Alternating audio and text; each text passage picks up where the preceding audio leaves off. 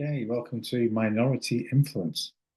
So this is looking at how a small minority can then influence the majority. And the research suggests that there's three factors that affect whether a minority will successfully influence a majority. So one of these things is consistency, consistently saying the same thing, giving the same message, adopting that perspective. Um, the second thing is commitment. How committed is the group to their point of view or their cause? Are they kind of dedicated to it? They're more likely going to persuade the majority if they're really committed. The third factor is flexibility. Are they flexible in their approach? Are they adapting a bit? Are willing to move position a bit, or are they just fixed and won't move? So the research suggests that you need consistency, commitment, and flexibility for a minority to successfully influence a majority. So the one of the key studies into this is by Moscovici. So Moscovici looked at minority influence, and the experiment had 36 green slides, and in the consistent minority condition, the minority consistently called all the slides blue, and in that condition, they influenced 8.42% of the time. In the inconsistent minority condition, they didn't call all the slides blue, and the percent of influence was a lot less, 1.25, I think.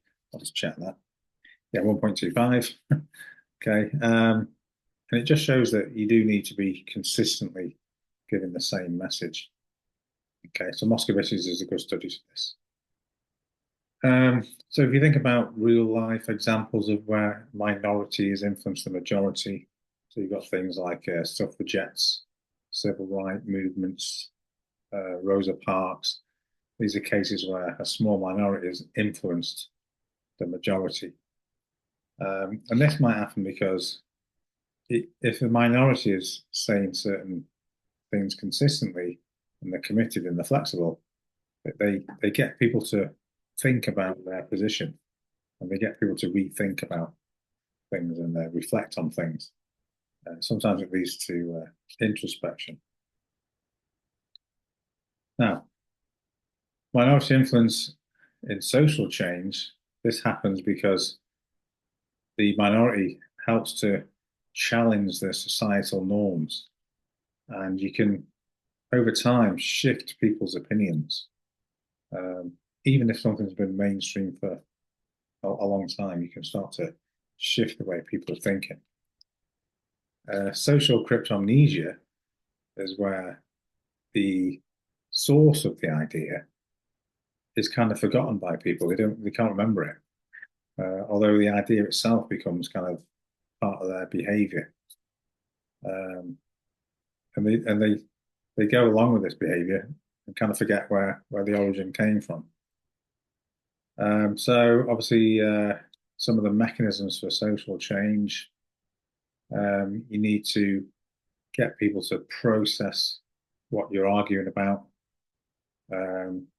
Sometimes people can adopt new ways of thinking if the minority has been consistent, committed, and flexible, and then they can begin to kind of create like a cultural transformation in a way. So these are some of the things that lead to social change. But minorities can be quite powerful influence in societal changes. In terms of research, I've definitely looked at Moscovici.